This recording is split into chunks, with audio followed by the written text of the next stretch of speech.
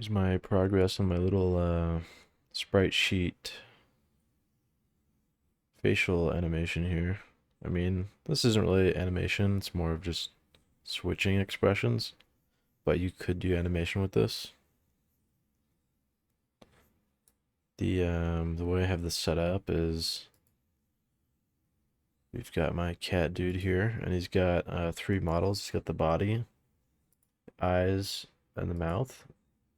The eyes and the mouth models are more like masks that kind of just barely rest on top of the head model. And this allows me to give them a separate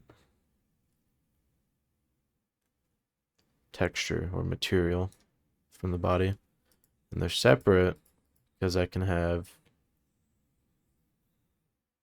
different eyes, different mouth. This isn't one image. These are two sets of images. And the way it's doing it is we're getting, I mean, this isn't the cleanest code because I just set this up to test, but we're basically just creating a new editable mesh based off of the mesh content of the eye and mouth. What do you call these? What are these called? Mesh parts. Based off these mesh parts. And then I'm getting their UVs, and then I iterate through the UVs, and I'm dividing them by 8 because I think by default it's just scaled to like 1, and these sprite sheets have 8 sets of features on them each. So like the eye sheet has 8 eyes, and then the mouth one has 8 mouths. So I'm taking whatever it's at right now, whatever the y coordinate is, and dividing it by 8.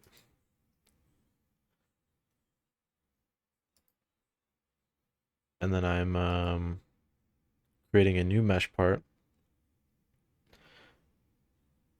And then I'm applying the mesh from this mesh part, from these new mesh parts, to the mesh part in the game world, in the workspace.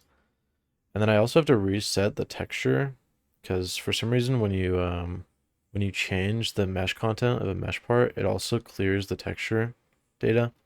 Don't know why. It seems like kind of like an unpredictable behavior, unexpected behavior.